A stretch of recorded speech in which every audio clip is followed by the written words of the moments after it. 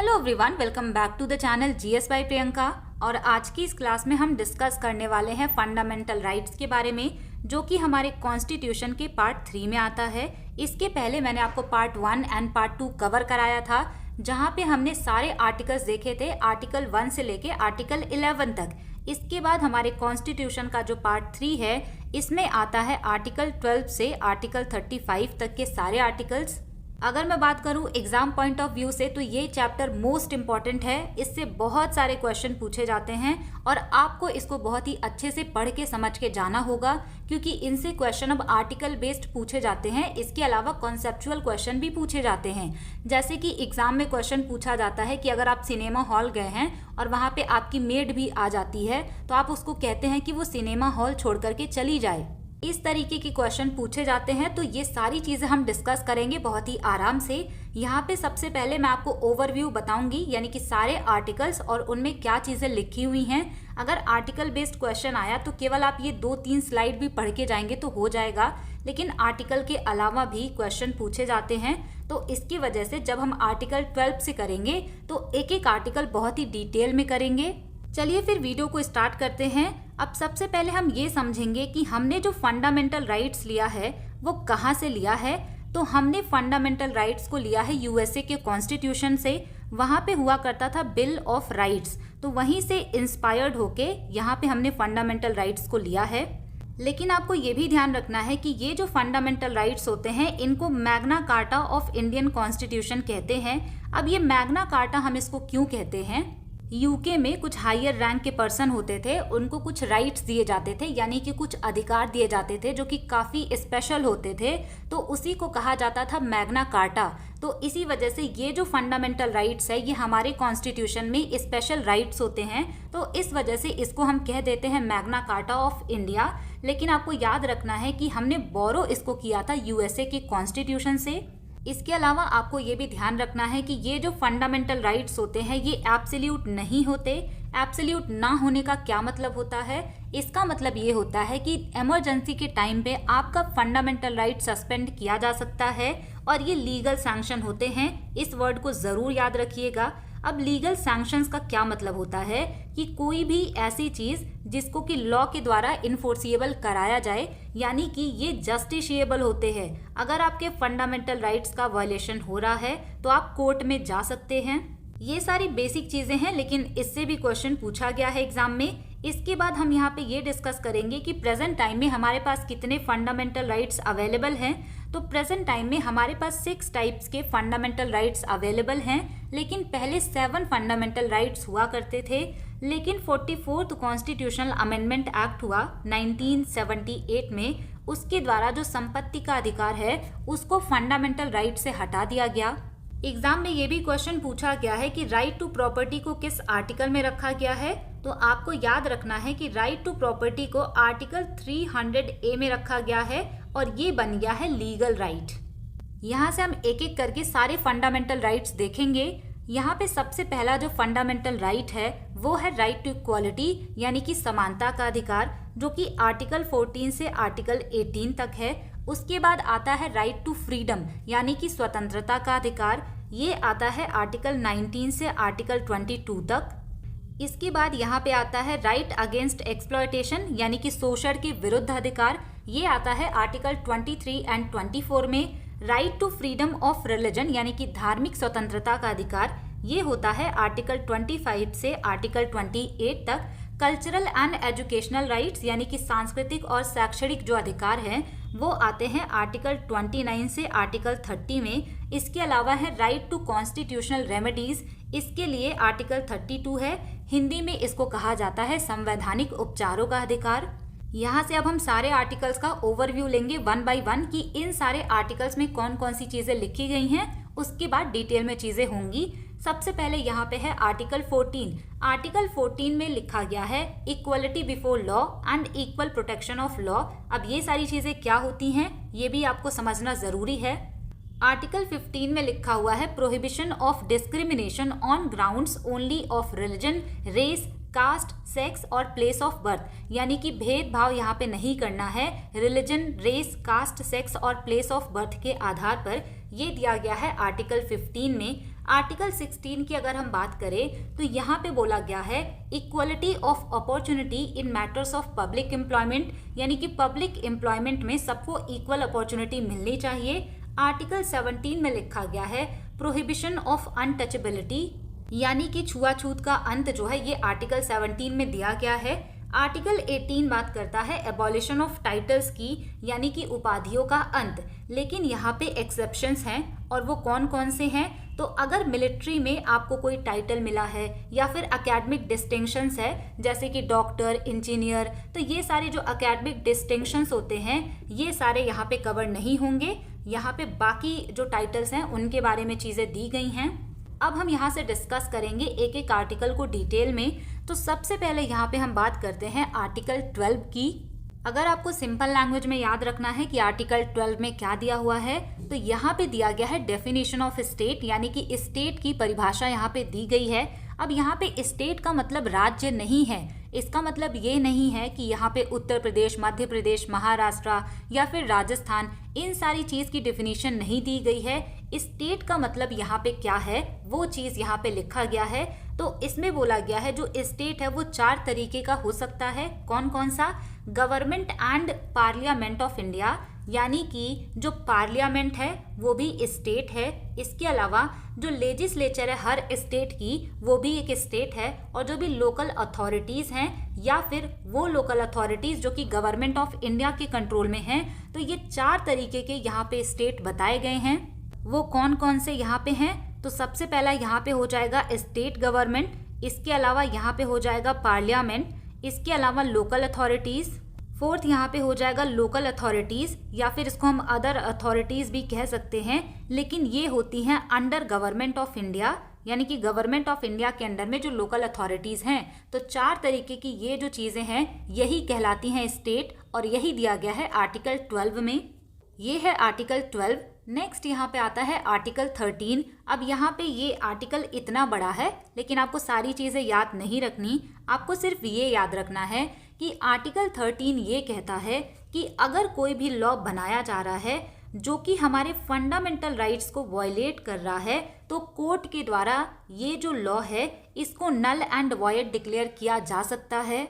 आपको आर्टिकल 13 से ये लाइन याद रखनी है, all existing laws in India that are inconsistent with the provisions of this part referring to fundamental rights are void to the extent of the inconsistency।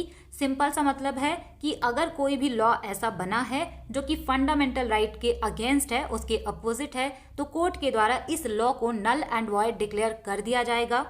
यहाँ पे हम ये जो लॉ की बात कर रहे हैं तो वो कौन कौन से लॉज होंगे वो यहाँ पे डिफाइन किया गया है, यानी कि लॉ की डिफिनीशन यहाँ पे दी गई है।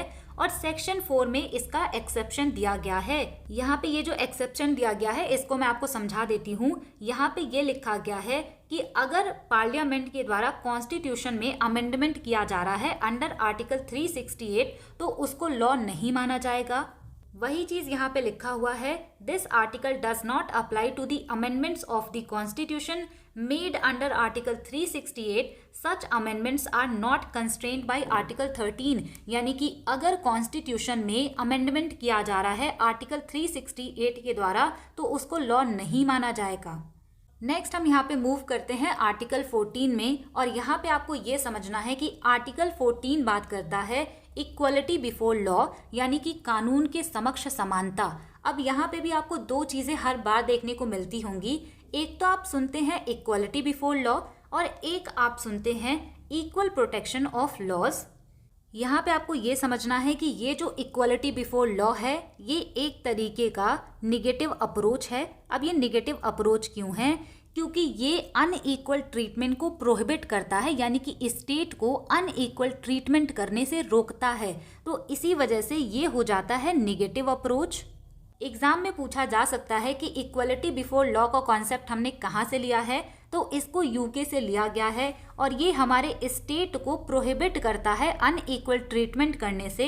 इसी वजह से ये निगेटिव अप्रोच हो जाती है। अगर हम यहीं पे बात करें इक्वल प्रोटेक्शन ऑफ लॉस की, तो ये डिमांड करता है इक्वल ट्रीटमेंट, इसी वजह से ये पॉजिटिव अप्रोच होता है। ये बात करता है like should be treated alike की, यानी कि एक जैसे लोगों को एक जैसा ही ट्रीटमेंट मिलना चाहिए। अब इसका क्या मतलब है, तो इसको ना हम एक एग्जाम्पल से समझते हैं। अब मान लीजिए यहाँ पे ग्रुप ए है और ये ग्रुप बी है। ग्रुप ए में हमने छोटे छोटे बच्चों को लिया है जो कि माइनर चाइल्ड हैं, यानी कि बहुत छोटी एज है उनकी, और यहाँ पे हमने यंग लोगों को लिया है जो कि एज उनकी ज़्यादा है। अब यहाँ पे मान लीजिए कि अगर कोई बच्चा है, उसके हाथों से किसी का मर्डर हो जाता है, अब जाहिर सी बात है तो उसको यहाँ पे फांसी तो नहीं दी जाएगी ना। लेकिन वहीं पर अगर ये बड़े लोग ऐसा क्राइम करते हैं तो उनके लिए यहाँ पे अलग सज़ा होगी, यानी कि एक जैसे लोगों के लिए एक जैसा ही यहाँ पे ट्रीटमेंट दिया जाना चाहिए। अब ये जो ग्रुप ए के बच्चे हैं, तो अगर किसी भी बच्चे से ऐसा क्राइम होगा तो उसको वही सज़ा मिलेगी। इन दोनों के बीच में तो डिफरेंस आ गया, लेकिन ये जो ग्रुप है इनको एक जैसा ट्रीटमेंट मिलना चाहिए क्योंकि ये एक जैसे हैं, और ये जो ग्रुप है इनको एक जैसा ट्रीटमेंट मिलना चाहिए क्योंकि ये एक जैसे हैं। अगर आपको इस एग्जाम्पल से भी ना समझ आया हो तो हम दूसरा एग्जाम्पल यहाँ पे लेके डिस्कस कर लेते हैं। मान लीजिए ग्रुप ए में हमने रखा है जनरल कैटेगरी के स्टूडेंट को, ग्रुप बी में हमने रखा है SC ST के स्टूडेंट को। यहाँ पे जो जनरल वाले बच्चे हैं, अगर इनके लिए ये कानून बनाया जाता है कि इनको रिजर्वेशन नहीं मिलेगा, तो इस ग्रुप के जितने भी जनरल वाले बच्चे हैं उन सब को यहाँ पे रिजर्वेशन नहीं मिलेगा।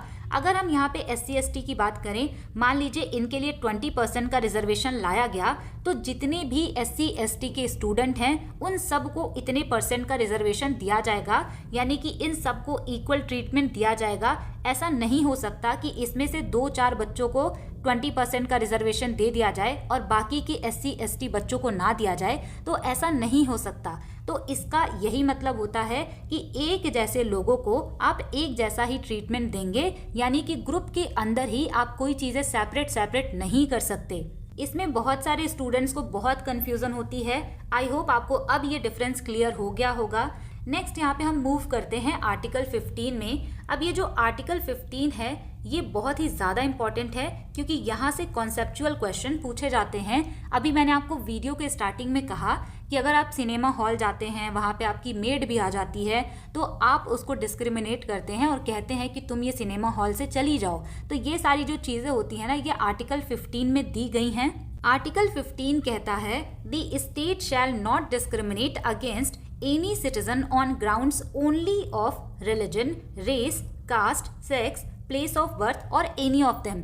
यानी कि इसमें बोला गया है कि जो स्टेट है वो इनके आधार पर किसी के साथ भी भेदभाव नहीं कर सकता। यहाँ पे जो आर्टिकल 15 का क्लॉज 2 है, इसमें बताया गया है कि किसी भी सिटीजन को आप religion, race, caste, sex, place of birth या फिर किसी भी डिसेबिलिटी के आधार पर उसको आप बहुत सारी चीज़ों पे रिस्ट्रिक्शंस नहीं लगा सकते। और वो रिस्ट्रिक्शंस कौन सी हैं, तो यहाँ पे लिखा हुआ है access to shops, public restaurant, hotel and places of public entertainment, जिसमें कि सिनेमा भी आता है। तो इन सारी चीज़ों का एक्सेस करने से आप किसी को इन ग्राउंड्स पे डिस्क्रिमिनेट नहीं कर सकते। और इसी का जो सेकंड पार्ट है यहाँ पे बताया गया है, the use of well, tanks, bathing ghats, roads and place of public resort maintained wholly और partly out of state funds और dedicated to the use of general public. इसका मतलब ये है कि जनरल पब्लिक के यूज करने के लिए जो भी चीजें बनाई गई हैं, जैसे कि वेदिंग घाट्स हो गया, वेल्स हो गया, तो ये सारी चीजों पे भी आप किसी को डिस्क्रिमिनेट नहीं कर सकते। क्वेश्चन यहीं से बनाए जाते हैं, इसको याद रखिएगा। इसके बाद हम यहाँ पे डिस्कस करते हैं आर्टिकल 15 के क्लॉज 3 की। अब ये जो आर्टिकल 15 का क्लॉज 3 है, ये कहता है कि आर्टिकल 15 की वजह से हमारा जो स्टेट है, हम उसको कोई भी लॉ बनाने से प्रोहिबिट नहीं कर सकते। अब आप सोचेंगे कि इसका क्या मतलब, तो इसका ये मतलब होता है कि अगर गवर्नमेंट किसी पर्टिकुलर कम्युनिटी के लिए, यानी कि अगर हम मान लें कि OBC के लिए या फिर SC ST के लिए या फिर वीकर सेक्शन हो गया या फिर विमेंस के लिए अगर कोई भी लॉ बना रही है, तो आप आर्टिकल 15 के अंदर पार्लियामेंट को रोक नहीं सकते कि आप डिस्क्रिमिनेट कर रहे हैं। वो डिस्क्रिमिनेशन की कैटेगरी में नहीं आएगा और यही चीज़ आर्टिकल 15 के क्लॉज 3 में लिखा हुआ है। नेक्स्ट यहाँ पे हम देखेंगे आर्टिकल 16। आर्टिकल 16 बात करता है equality of opportunity in matters of public employment, यानी कि पब्लिक एम्प्लॉयमेंट की कैटेगरीज में सबको इक्वल अपॉर्चुनिटीज देनी है। अब इसके पहले हमने यहाँ पे कुछ ग्राउंड्स पढ़े थे कि इन ग्राउंड के बेसिस पे डिस्क्रिमिनेशन नहीं किया जाएगा। तो सेम यही ग्राउंड आर्टिकल 16 में भी दिए गए हैं कि किसी के भी gender, race, caste, sex, religion या फिर प्लेस ऑफ बर्थ के आधार पर किसी को भी पब्लिक एम्प्लॉयमेंट में डिस्क्रिमिनेट नहीं किया जाएगा। यहाँ से आपको एक चीज़ याद रखनी है कि जो ओबीसीज हैं यानी कि अदर बैकवर्ड क्लासेस हैं, इनको 27% का रिजर्वेशन दिया जाता है। तो ये किस केस से दिया जाता है? तो इसको दिया जाता है इंदिरा साहनी केस की वजह से, जिसको कि हम मंडल केस कहते हैं। जब मैंने आपको इम्पोर्टेंट सुप्रीम कोर्ट जजमेंट पढ़ाया था तो वहाँ पे हमने ये चीज़ कवर की थी कि जो मंडल केस था यानी कि जो इंदिरा साहनी केस था, उसी के वजह से ओबीसीज को 27% का रिजर्वेशन मिलता है। यहाँ से आपको केवल इतनी ही चीज़ें याद रखनी है आर्टिकल 16 के बारे में। नेक्स्ट यहाँ पे हम बात करेंगे आर्टिकल 17 के बारे में और 18 के बारे में। आर्टिकल 17 बात करता है एबॉलिशन ऑफ अनटचेबिलिटी के बारे में। आर्टिकल 18 बात करता है एबॉलिशन ऑफ टाइटल्स के बारे में, यानी कि उपाधियों का अंत। और ये दोनों जो आर्टिकल है ये काफ़ी सिंपल हैं। बस आपको यहाँ पे ये याद रखना है कि जो आर्टिकल 18 है इसमें कुछ एक्सेप्शंस हैं, और वो एक्सेप्शन कौन कौन से हैं? तो एजुकेशन या फिर एकेडमिक्स में अगर आपको कोई भी टाइटल मिलता है या फिर मिलिट्री में, तो वो चीज़ें यहाँ पे काउंट नहीं होंगी, यानी कि उसमें आपको टाइटल को अबॉलिश नहीं करना होगा। आर्टिकल 14 से आर्टिकल 18 तक हमने जो भी राइट्स डिस्कस किए वो था राइट टू इक्वालिटी। इसके बाद हम आर्टिकल डिस्कस करेंगे 19 से 22 तक के। अब ये जो आर्टिकल 19 से 22 तक के आर्टिकल हैं ये आते हैं राइट टू फ्रीडम की कैटेगरी में। इसको भी हम एक एक करके डिस्कस करेंगे। यहाँ पे है आर्टिकल 19। आर्टिकल 19 बात करता है प्रोटेक्शन ऑफ 6 फ्रीडम, यानी कि 6 ऐसी स्वतंत्रताएं हैं जो कि इसके द्वारा प्रोटेक्ट की जाती हैं। ये जो राइट्स हैं इस पे रीजनेबल रिस्ट्रिक्शंस भी लगाए जाते हैं। इसमें कौन कौन से राइट आते हैं? तो speech and expression, assemble peacefully without arms, form association, move freely, reside in any part of the country. इसके भी कुछ एक्सेप्शंस होते हैं। इसके बाद यहाँ पे है प्रैक्टिस एनी प्रोफेशन। आर्टिकल 20 बात करता है protection against conviction of offences, और इसमें 3 चीज़ें आती हैं, यानी कि इसके 3 क्लॉज हैं।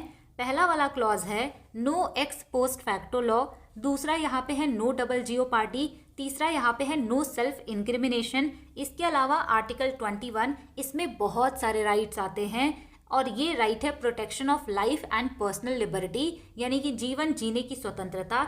इसके बाद यहाँ पे आता है आर्टिकल 21A जो कि है राइट टू एजुकेशन, और इसको ऐड किया गया था 86th कॉन्स्टिट्यूशनल अमेंडमेंट एक्ट 2002 में।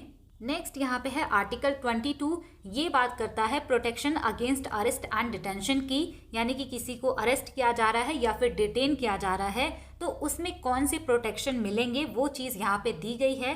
अब डिटेंशन भी 2 तरीके के होते हैं, एक होता है प्यूनिटिव डिटेंशन और एक होता है प्रिवेंटिव डिटेंशन। प्यूनिटिव डिटेंशन का मतलब ये होता है कि क्राइम करने के बाद अगर किसी को अरेस्ट किया गया है तो वो प्यूनिटिव डिटेंशन है, लेकिन अगर कोई क्राइम कर सकता है इस बेसिस पे उसको अरेस्ट किया गया है या डिटेन किया गया है तो उसको कहते हैं प्रिवेंटिव डिटेंशन। यहाँ पे हम मूव करेंगे आर्टिकल 19 में। आर्टिकल 19 में 6 फंडामेंटल आपको फ्रीडम दी गई है, और ये जो फ्रीडम है इसको याद करने की एक बहुत ही फेमस ट्रिक है, और वो ट्रिक है सामरो। ये ट्रिक आपको हर जगह पे मिल जाएगी। यहाँ से आपको याद रखना है कि एस से होता है स्पीच, तो यहाँ पे दिया गया है freedom of speech and expression. इसके अलावा ए से हो जाएगा असेंबली, यानी कि बिना हथियारों के अगर आप इकट्ठा होना चाहते हैं तो आप इकट्ठा हो सकते हैं। तो जब आप असेंबली बनाएंगे उसके बाद क्या बनाएंगे? एसोसिएशन, यानी कि अगर आपको एसोसिएशन बनाना है तो उसका भी फ्रीडम मिला हुआ है। एम से यहाँ पे हो जाएगा मूवमेंट, यानी कि right to freedom of movement आपको मिला हुआ है। इंडियन टेरिटरी में आप कहीं पे भी मूव कर सकते हैं। इसके अलावा यहाँ पे आर है, इसका मतलब हो जाएगा रेजिडेंस, यानी कि इंडियन टेरिटरी में आप कहीं पर भी रिजाइड कर सकते हैं, रह सकते हैं। अब इसके भी सर्टेन लिमिटेशंस होते हैं। नेक्स्ट यहाँ पे ओ जो है इससे हो जाएगा ऑक्यूपेशन, यानी कि freedom of profession and occupation, trade and business, यानी कि आप किसी भी तरीके का प्रोफेशन, ऑक्यूपेशन या फिर ट्रेड कर सकते हैं। लेकिन यहाँ पे जो आर्टिकल 19 है इस पे रीजनेबल रिस्ट्रिक्शंस भी लगाए जा सकते हैं। आर्टिकल 19 क्लॉज 1 के एफ में राइट टू प्रॉपर्टी भी मिला हुआ था, लेकिन हमने इसके पहले ही डिस्कस किया कि जो राइट टू प्रॉपर्टी से रिलेटेड जो भी आर्टिकल्स थे या जो भी राइट था उसको 44th कॉन्स्टिट्यूशनल अमेंडमेंट एक्ट 1978 के द्वारा रिमूव कर दिया गया था।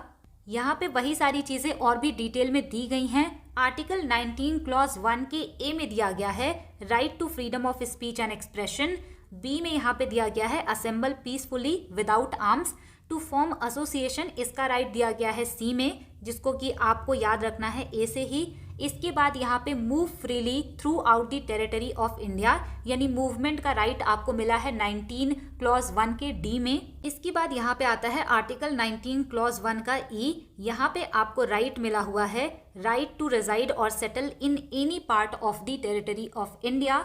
और 19(1) का जो एफ था इसको ओमिट कर दिया गया था, हटा दिया गया था 44th कॉन्स्टिट्यूशनल अमेंडमेंट एक्ट 1978 के द्वारा। इसके बाद यहाँ पे आता है आर्टिकल 19 क्लॉज 1 का जी, जिसमें कि आपको राइट मिले हुए हैं right to practise any profession और कैरी एनी ऑक्यूपेशन। ये चीज़ बहुत ज़्यादा इंपॉर्टेंट है। वैसे ये पूरी वीडियो ही बहुत ज़्यादा इंपॉर्टेंट है और आपको बहुत अच्छे से इसको देखना है और बहुत अच्छे से याद भी रखना है। नेक्स्ट यहाँ पे हम मूव करते हैं आर्टिकल 20 पे। आर्टिकल 20 बात करता है protection in respect of conviction for offences. ये जो आर्टिकल 20 है इसके 3 क्लॉजेज हैं जिसको आपको याद रखना है और वो चीज़ यहाँ पे लिखी गई है।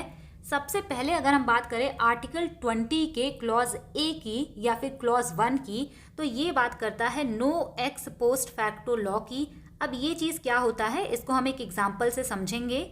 No ex post facto law का सिंपल सा मतलब ये होता है कि अगर किसी भी पर्सन ने किसी टाइम पर कोई क्राइम किया था तो उसको उसी टाइम के हिसाब से पनिशमेंट दी जाएगी। मान लीजिए बहुत सारे केसेस ऐसे होते हैं जिनको सुनते सुनते 6-7 साल हो जाते हैं या फिर उससे भी ज़्यादा का टाइम लग जाता है, और उसके बीच में अगर उस क्राइम से रिलेटेड कोई नया कानून बन जाता है तो नए कानून के द्वारा उसको सज़ा नहीं दी जाएगी। यानी कि किसी पर्सन ने जिस टाइम पे क्राइम किया था उस टाइम पे उस क्राइम के लिए जो सज़ा बनी थी वही पनिशमेंट उसको मिलेगी।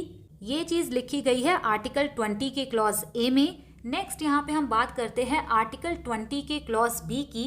ये बात करता है नो डबल जियोपार्डी की। अब ये नो डबल जियोपार्डी क्या होता है इसको भी हम सिंपल से समझेंगे। यहाँ पे हम बात कर रहे थे आर्टिकल 20 क्लॉज 2 की, जो कि कहता है नो डबल जियोपार्डी। अब इसका क्या मतलब होता है? No person shall be prosecuted and punished for the same offence more than once. यानी कि किसी भी पर्सन को एक क्राइम के लिए एक से ज़्यादा बार की सज़ा नहीं दी जा सकती।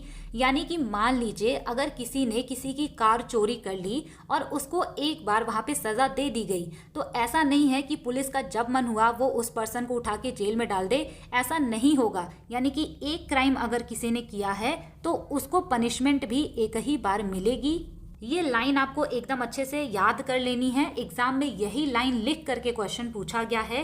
अब इसके बाद हम यहाँ पे बात करेंगे आर्टिकल 20 के क्लॉज 3 की।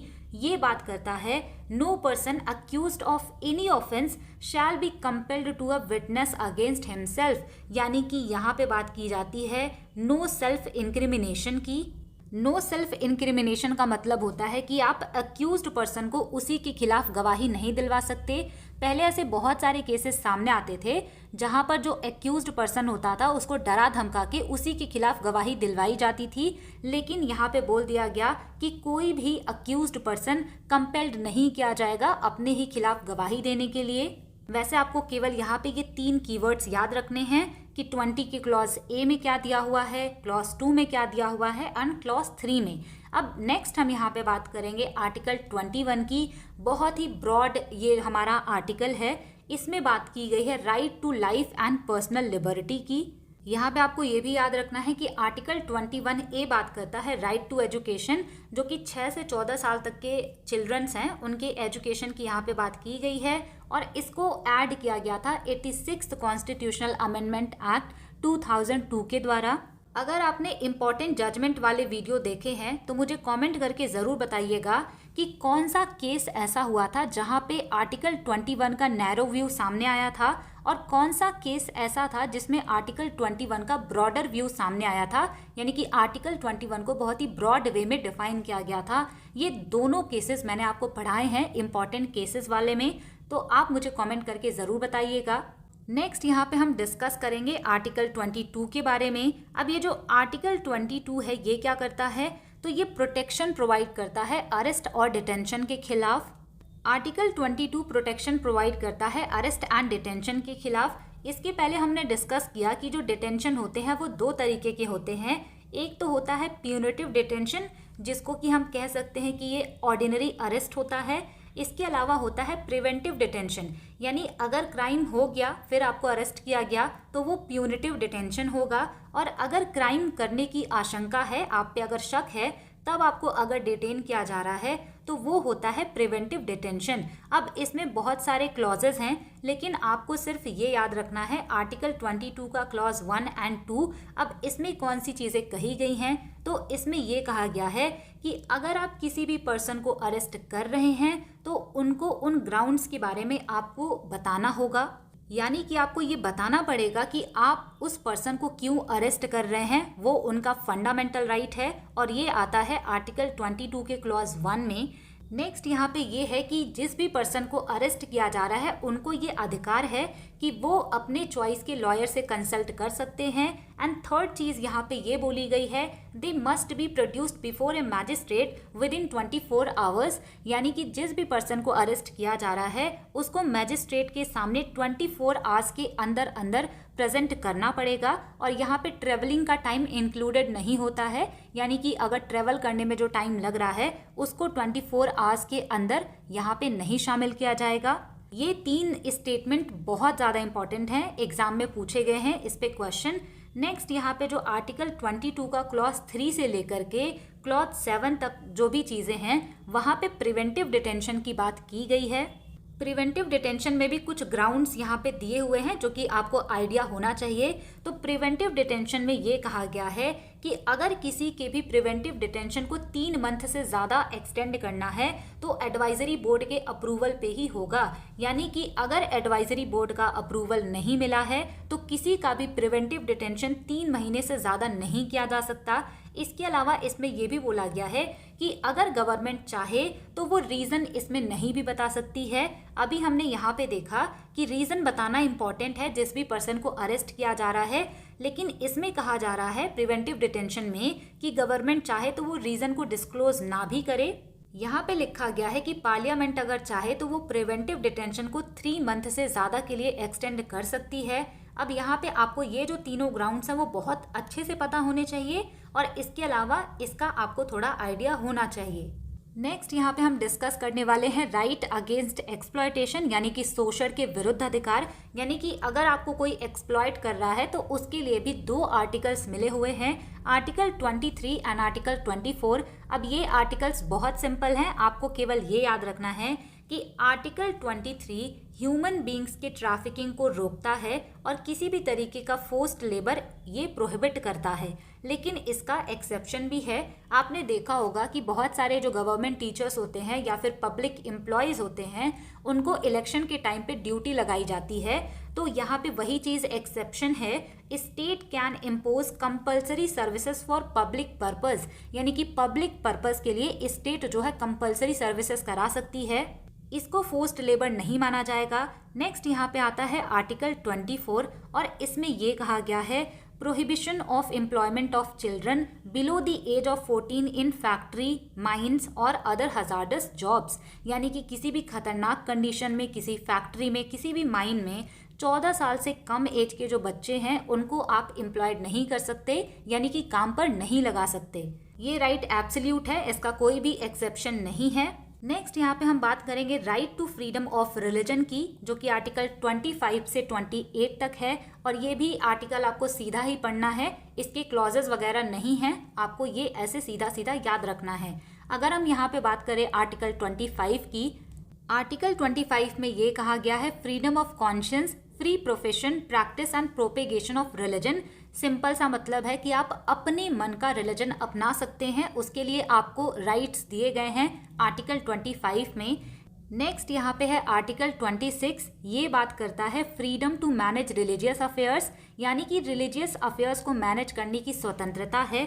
अब इसका ये मतलब होता है कि बहुत सारे जो रिलीजन हैं उनमें बहुत सारे रिचुअल्स हैं, बहुत सारे डिनोमिनेशंस हैं, तो उसको मैनेज करने का फ्रीडम है आर्टिकल 26 के अंतर्गत। आर्टिकल 27 बात करता है freedom from taxes on promotion of religion, यानी कि रिलीजन के प्रमोशन के लिए आपको टैक्सेस से फ्रीडम है, यानी कि छूट है।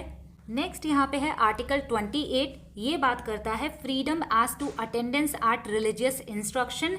इसका मतलब ये है कि सारे जो इंडिविजुअल्स हैं उनको ये स्वतंत्रता है कि वो अपने रिलीजन को प्रैक्टिस कर सकते हैं और किसी भी रिलीजियस एक्टिविटी में वो पार्टिसिपेट नहीं भी कर सकते हैं, या फिर कोई गवर्नमेंट इंस्टीट्यूशन है जहाँ पे रिलीजियस इंस्ट्रक्शंस दिए जा रहे हैं तो वहाँ पर भी ये पार्टिसिपेट नहीं भी कर सकते हैं। इसके बाद यहाँ पे है कल्चरल एंड एजुकेशनल राइट्स, जो कि माइनॉरिटीज़ के लिए हैं, और इसमें 2 आर्टिकल्स आते हैं, आर्टिकल 29 एंड आर्टिकल 30।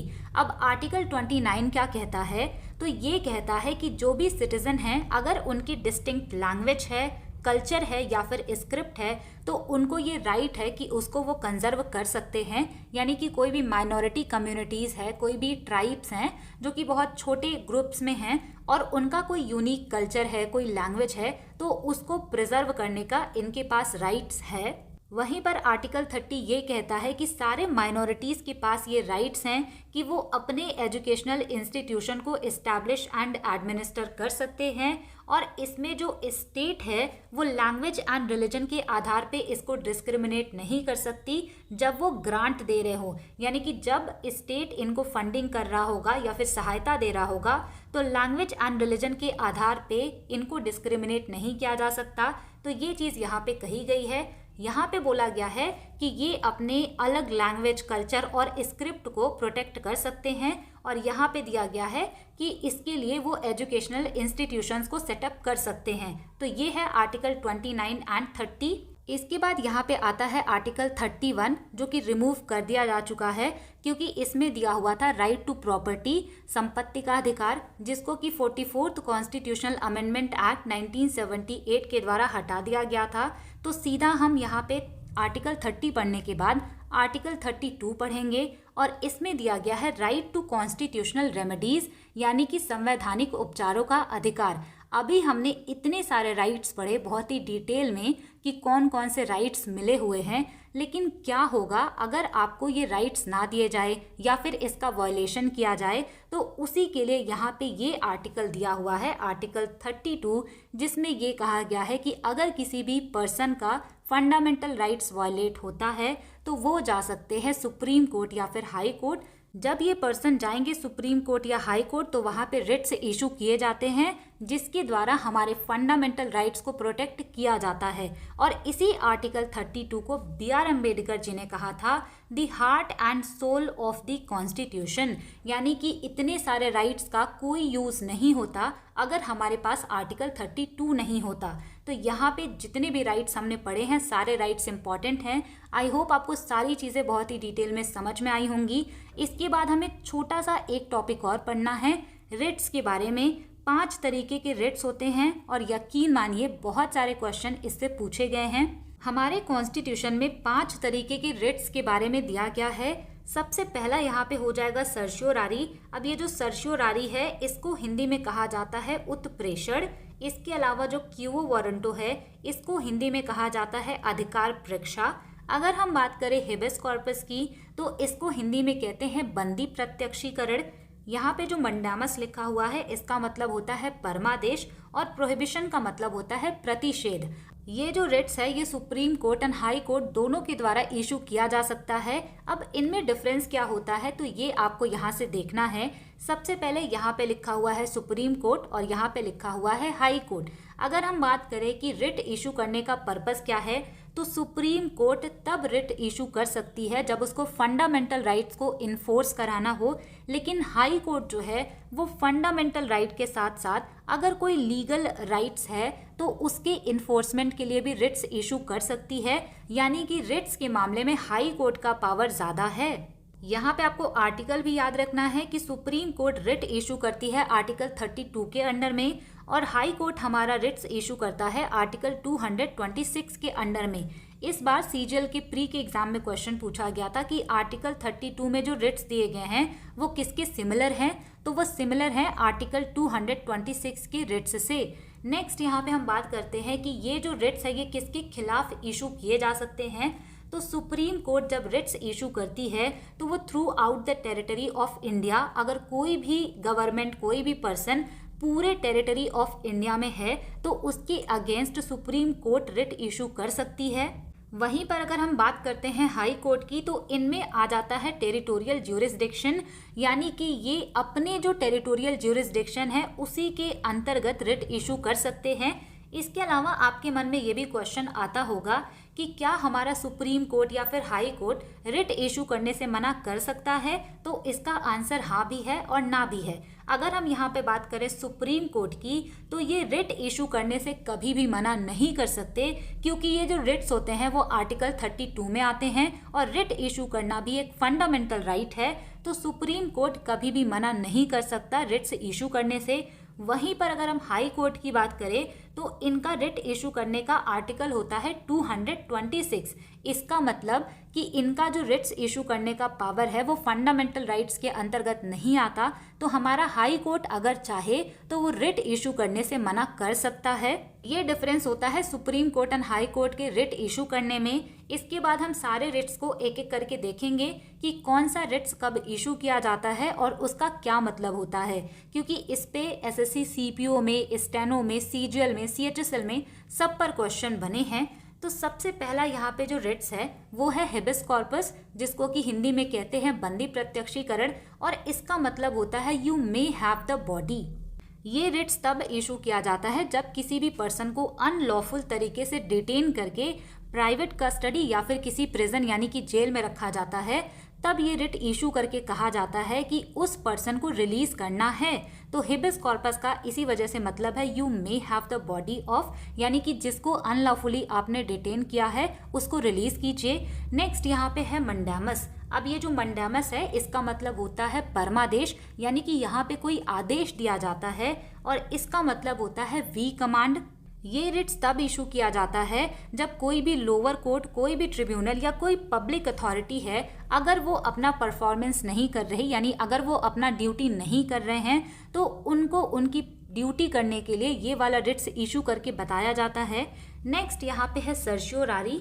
सर्शियोरारी का हिंदी में मतलब होता है उत्प्रेषण, और इसका मतलब होता है टू बी सर्टिफाइड। अब ये टू बी सर्टिफाइड क्या होता है, तो अगर मान लीजिए कोई भी ट्रिब्यूनल है, कोई भी इंफीरियर कोर्ट है यानी कि कोई लोअर कोर्ट है, और क्वासी जुडिशियल अथॉरिटी है, इन्होंने कोई ऑर्डर पास कर दिया अपने ज्यूरिसडिक्शन से बाहर जाकर, यानी कि मान लीजिए उनका ज्यूरिसडिक्शन इतना था, यानी कि इतने मैटर्स पे वो ज्यूरिसडिक्शन दे सकते थे, लेकिन अगर उन्होंने अपने ज्यूरिसडिक्शन से बाहर जाकर के कोई भी जजमेंट सुना दिया है तो उस ऑर्डर को कैंसिल करने के लिए सर्शियोरारी का रिट्स इशू किया जाता है। फोर्थ यहाँ पे रिट है प्रोहिबिशन। इसका मतलब होता है प्रतिषेध। अब यहाँ पे बहुत सारे बच्चे कंफ्यूज होते हैं कि प्रोहिबिशन और सर्शियोरारी में डिफरेंस क्या है, तो बहुत अच्छे से आपको ये समझना है कि अगर कोई भी लोअर कोर्ट या कोई भी ऐसी जुडिशियल अथॉरिटी है जो कि अपने अधिकार क्षेत्र से यानी कि ज्यूरिसडिक्शन से बाहर जाकर के कोई भी केस को सुन रही होती है, यानी कि केस की प्रोसीडिंग्स चल रही होती हैं, तो उस टाइम पे उसको वहीं पर रोकने के लिए इस रिट को इशू किया जाता है। यानी कि अगर इनके ज्यूरिसडिक्शन से बाहर कोई भी केस ये सुन रहे हैं तो उसको बीच में रोकने के लिए प्रोहिबिशन वाला रिट इशू किया जाएगा, लेकिन अगर इन्होंने केसेस की सुनवाई करके जजमेंट दे दिया है तो उस जजमेंट को कैंसिल करने के लिए सर्शियोरारी का रिट्स इशू किया जाएगा। तो ये डिफरेंस होता है, यहाँ पे बीच में ही फॉरवर्ड कर दिया जाता है और यहाँ पे बाद में उस ऑर्डर को क्वैश किया जाता है। फिफ्थ रिट यहाँ पे है क्यूओ वारंटो। इसको हिंदी में कहते हैं अधिकार परीक्षा। इसका मतलब होता है व्हाट इज योर अथॉरिटी या फिर बाय व्हाट अथॉरिटी ऑफ। ये रिट तब इशू किया जाता है जब किसी भी पर्सन ने किसी पब्लिक ऑफिस को होल्ड किया है जिसका वो इनटाइटल्ड नहीं है। अब इनटाइटल्ड नहीं है इसका क्या मतलब, इसको एक एग्जाम्पल से समझते हैं। अब मान लीजिए आपको इनकम टैक्स इंस्पेक्टर बनना है, जो कि आप बनना चाहते होंगे, तो इसके लिए आपको एसएससी सीजीएल का एग्ज़ाम क्वालिफाई करना पड़ेगा। और मान लीजिए कोई पर्सन ऐसा है जिन्होंने बिना एग्ज़ाम क्वालिफाई किए उस ऑफिस को होल्ड किया है, तो जाहिर सी बात है उनसे ये पूछा जाएगा ना कि आप किस अथॉरिटी से इस ऑफिस को होल्ड किए हैं।